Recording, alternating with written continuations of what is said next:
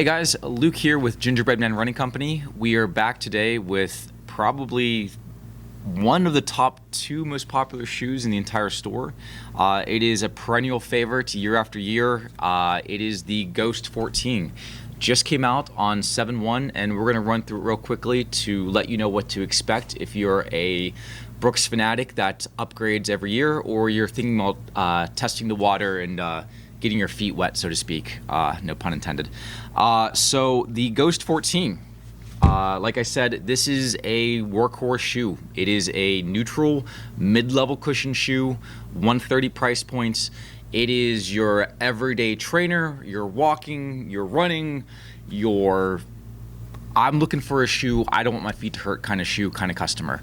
It does everything pretty good. There's nothing sexy about it, but there doesn't have to be, because it does everything well. And I think the reason why this shoe specifically is annually one of the top ones by sales volume is because Brooks knows that they don't want to mess with it.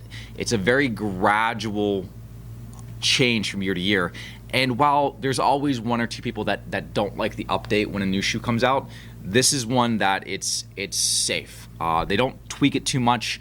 They don't go crazy. Whenever they introduce a new foam, they do it gradually, spoiler alert, but they do it in a way that has made the shoe safe and reliable and consistent from one generation to the next. So that customer that comes in every June, every July, every summer and is looking for their yearly pair, they know what to get, they know what to expect, and they're good to go.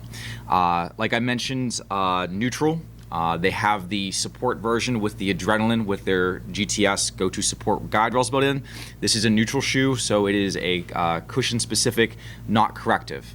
What is the change? Well, to narrow it down into one sentence, the change is that they took the DNA Loft foam. This is the 13, by the way. The DNA Loft foam from version 11, and in 11 and 12 had it just in the heel. Version 13 had it up the entire lateral side, and version 14 just, again, gradually continues that creep and makes it go from just the lateral third to the entire the entire sole. So the outside is DNA Loft, and the inside is also DNA Loft. And what is DNA Loft? DNA Loft is an EVA foam that whenever it's set, they do more, they lower the density of it by blowing bubbles into it to give it a softer, more cushioned kind of feel. And again, in the 13, it was just that lateral piece. And this one, it's the entire medial side and outside too. So it's on inside and outside, giving it just a little bit more cushioned kind of feel. There is no more Biomogo foam. It's all DNA Loft, which makes it very similar to the Glycerin 19 and Glycerin 18 for that matter. So there is still a slight difference between the Glycerin and the Ghost, but that difference has gotten a lot more marginal. The Glycerin has more of a stack height.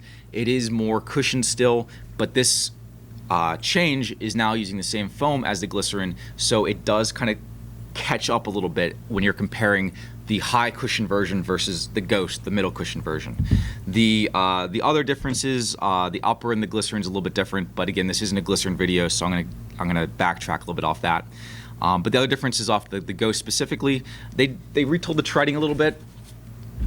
One thing I always liked about the Ghost was if somebody was looking for an all-terrain shoe, this was a shoe that had traction, that you could take not just on roads, but light trails as well. I know a couple people have used this for Laurel Highlands Ultra and different more technical sections. It's not a trail shoe, but it always had a good bit of grip to it. The 14 smooths it out a little bit in efforts to kind of make a more smoother transition. So you'll notice that the grooves aren't quite as deep. It still has that deeper traction in a lot of other competitive shoes, so it still meets that criteria, but it doesn't have that same kind of grip that the Ghost always had. But let's be honest, we're not talking about a trail shoe. This is at its heart a road shoe, a daily wear shoe, so it's not that kind of toolbox. But again, that was something I did like about the earlier Ghost models. Beyond that, they tout the 3D printed upper, and all that means is that they are now just kind of dialing in the fit. Fit-wise, it runs pretty consistent.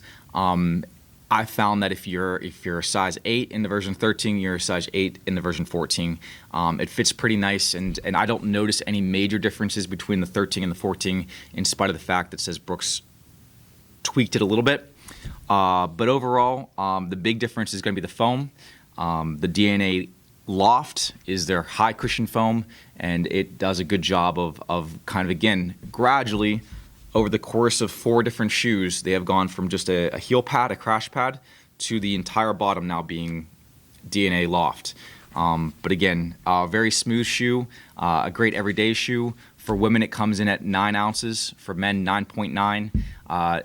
They did, and I didn't know this, but in the version 13, the heel to toe drop was 11.5 millimeters. In version 14, it's back to 12. So I didn't realize that there was a half a millimeter difference there. I couldn't tell. That's just something I stumbled upon whenever I was looking over the stats and preparing for the video. You can't tell the difference with that, so it's not really worth as much time as I'm spending on it, but I thought it was funny because a half a millimeter, they thought that was something that they should put in the book there. Again, other than that,